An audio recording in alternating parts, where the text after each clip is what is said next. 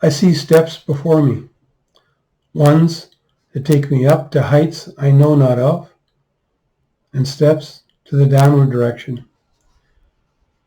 Every day the same opportunity, up or down. There is no idle place, no fence to sit on. Life is a constant movement. There is a flow of life, a river, one to carry us up and one to carry us down. It's not the river's fault or blessings, it's our choice of the rivers we choose.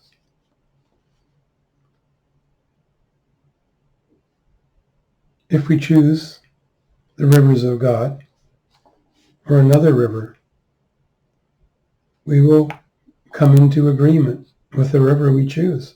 We will become one with it. That's choice. I can't blame the river. We can't take credit for the good.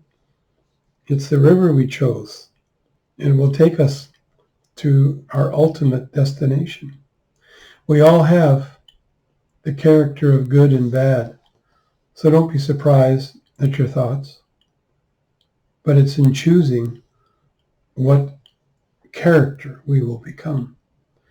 You can multiply any one characteristic by using it, practicing it, and override all the others ways you could go.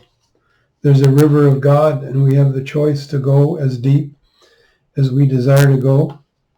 It's an open river, an open door to walk into, to run into, to dive into. No one can make this decision for you. This is your choice. You choose a disciplined or an undisciplined life.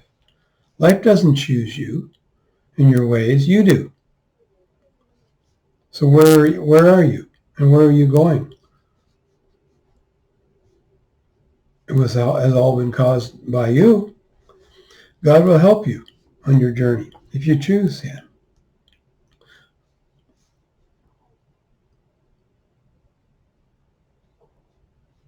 And all the other rivers will help you if you choose them. There are forces on both sides ready to aid you in your choice in this life. For God or rebellion against God, there's not a third choice. You're always either moving towards God or away from God. You're not sitting on a fence somewhere. In every thought and action, you are moving one way or the other. Are you planning righteousness or unrighteousness? And your present harvest today is the results of your past beliefs and actions. You own them. You can't do anything about that harvest that has just arrived, but you can do everything about what you plant today. And the benefits of what you're planting will influence today and all of your tomorrows. You are exactly where you planted yourself by all your past and present. Oh, the good news is you can be whatever you want to be today. God is clear on any new day. He says, who will you serve this day? He's not asking you what you've been, where you've been, but who you will be. If God doesn't care where you came from, but only where you're going to, why are you worried about it? Are you greater than God? We can lead the annoyance and stupidity of others influence us. We can let the annoyance and stupidity of others influence us in a negative way, or we can choose to let it be like water off a duck. It's there, but it doesn't change our course, our days. Or we can dwell on their problems and let it dominate our days. We can choose joy to walk in, or the opposite of joy. Life is not controlled by outside forces, but our decisions inside. How and if we will what we will let influence us. It's never the other guy's situation. It's our inner situation, our acceptance that sets up for how we will live and be actors rather than reactors. Others do not determine your outlook unless you decide you want that. No, you decide your actions. You are in control of you, unless, of course, you decide to give it up. That's a free choice. We're not predetermined. That's BS. Let others run your life if you want. God has made you sovereign over your own decisions of your own life. He has given you the freedom to choose how you will live, how you will think, and you are the sole decision maker.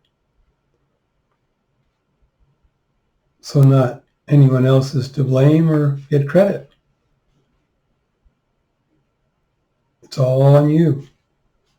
It may hurt to see the truth of the matter, but it's the only way to walk in the truth. The Bible is very clear on this. Your salvation will not be determined by what your parents did or did not do or anyone else's choices. It's your choice alone to receive God or not God. You will make the choice. No one else can make that decision for you.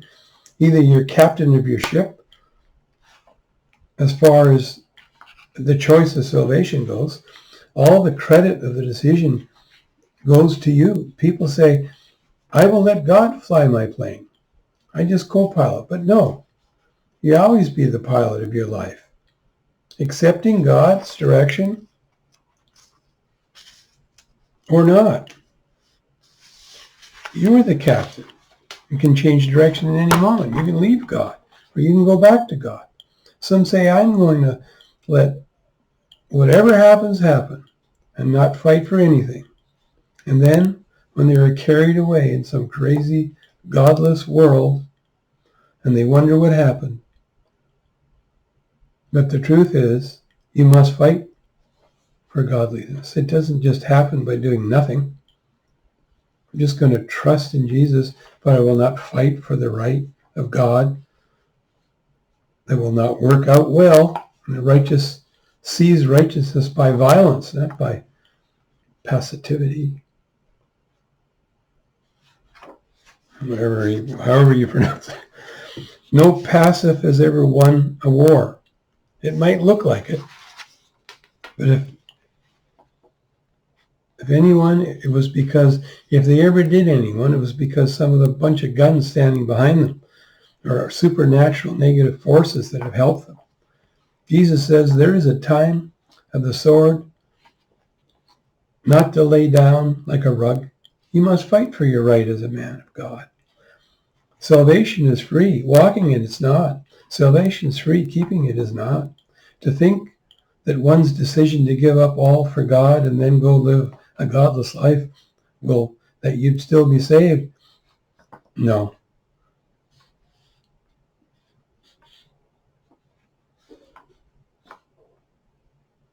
There are two parts. The first, laying down oneself, and the other is maintaining it. That's surrender. So the free gift of salvation is lost, gone, if you turn on him. Salvation is like you were given a great job, a new position. You did not deserve. You got it. But if you decide to not show up for work, to not work out your salvation, if you decide to curse your boss, God,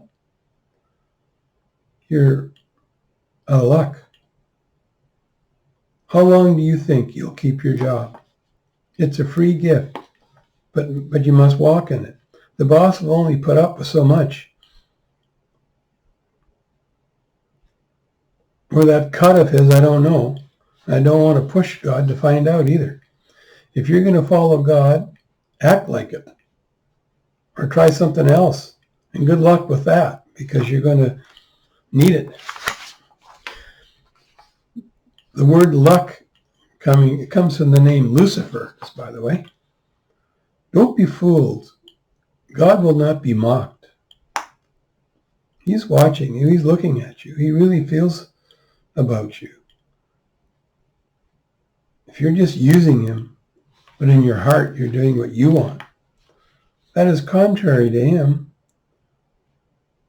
That's mocking God. How we may look like on the outside is not what God looks at. He looks at your heart, what you're doing on the inside, in the deep part of you, not the surface rituals you may be going through. He doesn't care if you washed your arms up to your elbows. That doesn't mean anything to him. As in the word, Jesus said, they look good on the outward walk, but inside they were whitewashed tombs. I don't know who you are in the inside, but he does. And you can change it if it's wrong. All the emotions we have a place for those emotions. Example, jealousy. God is jealous when we choose others over other gods over him. So believe me, jealousy exists even in God. So if you're going to use it, you better use your jealousy to be jealous of the things of God. Every emotion has its place, but must be applied correctly. You can hate what a person has done, but not hate the person. You can hate the devil's ways. All emotions are useful when applied correctly.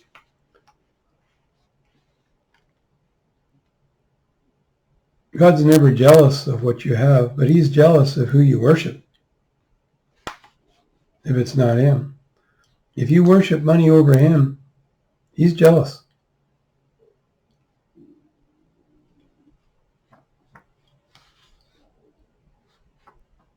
You take the wrong thing and use it in the wrong way, you make God mad.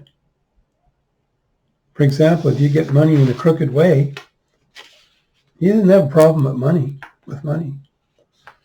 But he has a problem how you get it. If you're willing to pick money over him, then he has a problem. If you're willing to steal from others, he has a problem. Because the money and whatever you have to do to get it outside of doing the right becomes an idol in God's eyes. And now he's jealous of your love for money, that you would have done anything against his will to get it. You have put money above God. And when the love of money becomes the worship of money, Houston, we have a problem. He will not put up with it for long. God bless you.